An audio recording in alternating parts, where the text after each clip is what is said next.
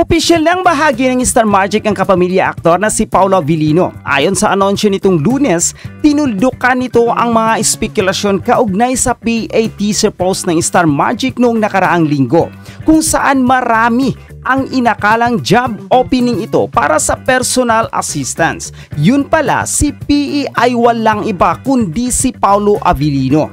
Ayon sa Star Magic, mananatiling kapamilya si Paolo na kasalukuyang mas pinapatingkad ang bituin sa isang bagong teleserye sa ABS-CBN. Simula nang lumipat siya sa Kapamilya Network noong August 2011 mula sa GMA, patuloy ang kanyang pag-angat bilang isa sa mga most acclaimed actors sa industriya. Ilan sa kanyang pinakamahalagang proyekto ay ang Linlang, kung saan tinanghal siyang Best Actor sa 2024 TAG Awards Chicago, at iba pang serye gaya ng Flower of Evil, The General's Daughter at ang upcoming Philippine adaptation ng What's Wrong with Secretary Kim. Hindi rin matatawaran ang kanyang husay sa pelikula, kabilang ang kamakailang box office hit na My Love Will Make You Disappear kasama si Kim Cho. Bukod sa pag-arte, abala rin si Paolo sa pagiging producer ng mga serye at pelikula. Dahil dito, sobrang saya ng Kim Pao fans dahil mas matututukan umano ngayon ang tambalan nila ni Kim Cho sa ilalim ng pamamahala ng Star Magic. Ang ganda ng coverage sa balitang ito, pero narito ang ilang posibleng dagdag para mas maging kompleto, engaging at insightful ito. Una, reaksyon ni Paolo Avellino. Mas maging makulay ang balita kung idaragdag ang personal na pahayag o reaksyon ni Paolo sa kanyang pagiging opisyal na Star Magic artist. Sabi niya, "I'm excited for this new chapter with Star Magic. Looking forward to working with the amazing team behind it. And of course, to creating more meaningful stories." Pangalawa, statement from Star Magic. Maganda ring isama ang pahayag mula sa management. Bakit nila pinili si Paolo? Ano ang plano nila sa kanya at bakit importante sa kanila ang tambalan ni Kim at Paolo? Sabi nila, Paolo represent a rare combination of talent, charm, and professionalism. We're proud to officially welcome him into Star Magic. Pangatlo, insight sa career growth. Maaring ilahad kung paano naging instrumental ang ABS-CBN sa paghubog sa karera ni Paolo, mula sa transitioning roles hanggang sa pagiging multi-awarded actor. Pangapat, behind the PA teaser campaign. Pwede ring dagdagan ng kaunting kwento sa likod ng marketing moves sa Star Magic. Paano nila naisip ang teaser? Ano ang naging reaksyon ng netizen at bakit si Paolo ang reveal? Panglima, upcoming project. Mas mapapa-excite ang fans kung ilalahad kahit pahapyaw ang mga next project ni Paolo. May movie ba uli with Kim Cho? Teleserya na ba ang Pinoy What's Wrong with Secretary Kim? Mayroon bang international collab? Panglima, Kim Pao Love Team Plans. Pwede ring palalimin pa ang bahagi tungkol sa Kim Pao. May plano bang i-revive ang love team sa mas seryosong level? May upcoming teleserya ba? Magandang i-connecta ito sa clamor ng fans sa social media. Okay, sa tingin mo ba habi or wala na mapunta siya sa Star Magic? Ang dami na napuntahan nito, no, naman. Kaya nga, so... Unang-una ay kay... Unang-una ay kay Leo Dominguez, tama ako. Pero hindi nag-ano pa yan. Before that, syempre, nanggaling naman siya sa GMA. Tapos meron iba. Ang GMA Artist Center at the time.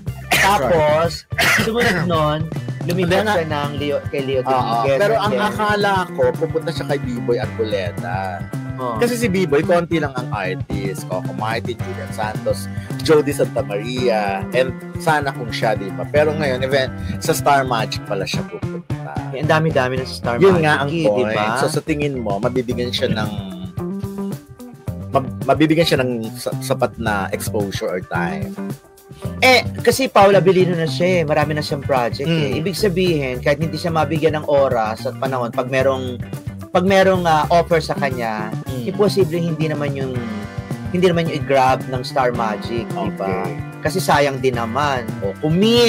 Pero may may mga Gerald Anderson pa Star Magic, meron silang mga standby na gano'n. Kaya lang kasi kung wala namang offer, di ba? Kung mas may offer kay Paolo, alam nga naman sulutin, di ba, ipasulot ng Star Magic yung offer para dun sa isa at ibigay lang dun sa isa, di ba? Hindi naman ganon. Tsaka alam ko may kinalaman siguro ito para dun sa mga plano pa ng ABS-CBN kay Paolo. Na, kasi dahil pa niyang gagawin, di ba, meron pa nga siya yung sisimulang serye ba yan? Di ba, sa ABS-CBN? Kung ako okay lang. Tsaka si Paolo naman, di naman nag-i-stay yan ng sobrang tagal sa isang management company. Lilipat at lilipat yan pag meron siya. Hindi na. Grabe ka naman. Hindi totoo naman. Gano'n naman talaga. Dapat gano'n. Okay. Dapat gano'n. Kung hindi ka naman nabibigyan ng atensyon or kokonti na ang mga racket mo, edi baka may problema sa management. Kaya lumipat ka na. Sa tingin ko ngayon, kung mag-Star Magic nga siya, mas magiging madali ang negotiation para sa Kim Pao. Kasi the same na yung nila, management company, di ba? Okay na. Wala namang problema kung madali ang negotiation kasi kahit maisip agad nila na parang ito na yung push. Nagagawa naman yan. Bakit sila nagkaroon ng linlang? Bakit sila nagkaroon ng Secretary Kim tapos may pelikula? Nagagawa ng paraan. Siguro lang yung scheduling lang siguro. Hindi, parang, ewan ko, baka naman may hinahanap talaga si Paolo na nakita niya sa Star Magic na baka mas lalo pang maialagwa yung kanyang career. Kasi, di ba, hindi, maliban sa pagiging artista, kumakanta si Paolo Avellino. Correct. Oo nga. Baka kasi meron music, diba? Meron Star Music Baka nga gusto rin ni Paolo na explore yung kanyang pagiging singer tsaka yung pagiging producer na at magkaroon siya ng collaboration. Nagawa naman niya sa Star Cinema, di ba? Yung sa My Love Will Make You Disappear. Baka mas malaki ang komisyon pag Star Magic. Pwede naman gano'n, di ba? Maraming possibility. Saka malaki kasi ang network ng ABS-CBN. Kaya lang nga, di ba sinasabi nila, Star Magic, dami-daming artists. Patuloy pa sila nagde-develop ng mga artists. Baka hindi nga masyadong mabigyan ng attention. Pero sabi mo nga, dahil Paolo Avellino na siya, mas madali na. Abay, ikaw ba? Naisip ba na hindi, sayang. Dahil masyadong maraming artists. Mas gusto ko talaga kung nag-B-boy Arboleta siya. Kasi talaga may level mo, di ba? Coco Martin, Julian Santos, Jody Santa Maria, yung mga gano'n. Kasi kasi ewan ko lang ha, parang naisip ko lang na parang si B-Boy, hindi ko naman inaano si B-Boy. Karamihan kasi mga project niya, di ba, sa pelikula, sa serye, sa ABS-CBN. Meron bang tumawid na iba? Si Juday nakakagawa. Hindi, ng movies outside siya. Outside. Ewan ko siguro, yun nga, tanong natin kay Paolo, ba nakita mo sa Star Magic? Baka naman dahil influensya din ni Kim. Siguro din. Baka influensya din ni Kim na baka sabihin niya. Pero ako tingin ko yung mga fans, mas gusto nila na nag-Star Magic na. Kasi nga parang solid na yung dalawa. Talagang sila na. Ang magkasama madalas yun. Yes. At saka si Paolo lumipat lang naman nung namatay si Leo Dominguez, syempre, di ba? Parang at the time contento naman siya doon. So namatay. Kaya lang marami na rin kasi naging issue eh.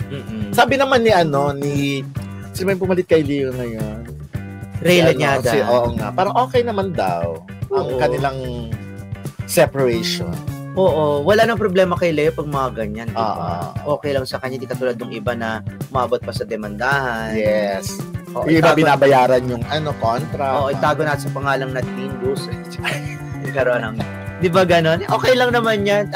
Abangan natin kung ano yung mga pasabog na mga projects ni Paolo under Star Magic. Kaya nga sabing ganun looking for PA. Kala nga nung iba talagang PA gusto mag-apply. Ang daming gusto mag-apply. Yes. Tapos medyo, di ba, hindi pa nakatakip pa yung mukha ng lalaki. Pero base dun sa itsura, parang Paolo. So yun. Madami natutuwa, pero actually marami natutuwa kasi marami din naman ng nagmamahal sumusuporta sa ABS-CBN Star Magic. Oo. Tsaka parang gamay na talaga ang ABS at Star Magic. Tsaka ang gusto lang nila, mabigyan ng bonggang-bonggang contract signing. Dapat daw talaga may pasabog.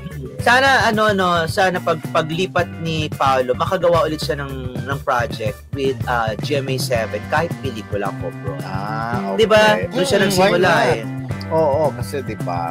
Ayun pa naisip ko may Jake Cuenca pa rin dun sa mga Sa bagay, yung iba kasi co-managed naman ng tawag na katulad si Jake Cuenca, di ba? Mga ganun. Ayun. Okay. Yun din lang, inaabangan na. Ako, feeling ko talaga, mas lalong magdidire-diretso yung everyday ayuda. Kasi parang buhay na buhay sila ngayon pa lang eh. Ang nakakatawa naman kasi dyan, lahat ng mga pelikula pag-usapan natin pelikulang pinalabas sa sinihan na hindi talaga masyadong sumipa sa takilya, di ba? Pagdating sa Netflix, number 1, number 2, di ba? Walang pay eh. Yung kina Julie na magdangal nga, di ba? Nag-number 1 yun, hindi na masyadong.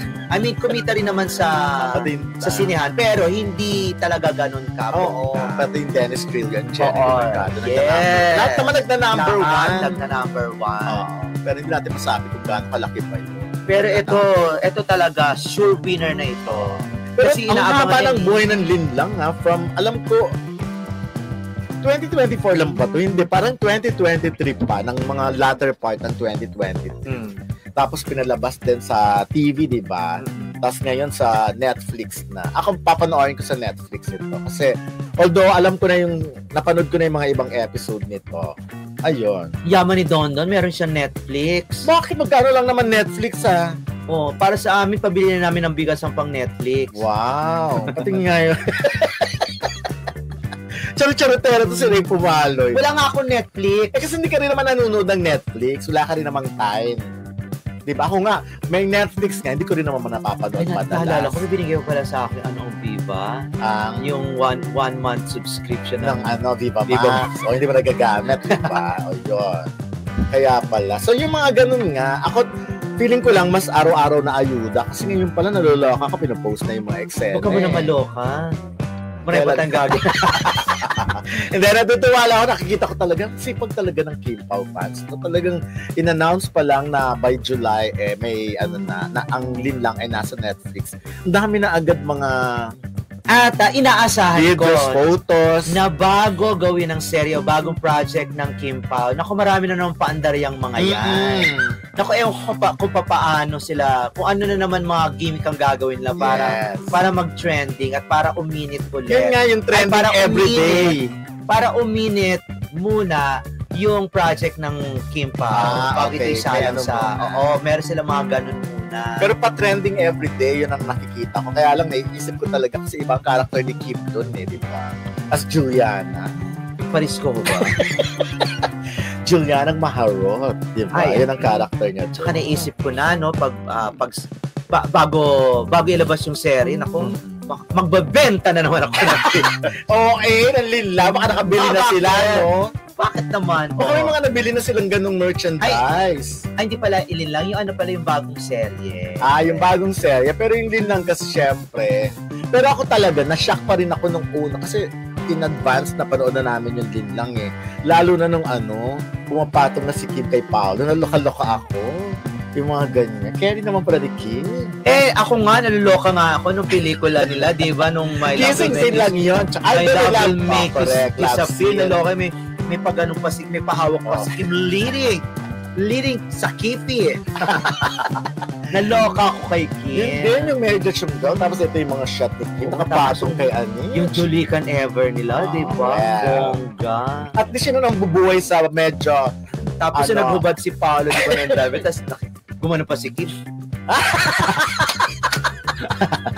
Walang gano'n. Sorry. Naloka sila. Halos may mamalayin na walang ganyan.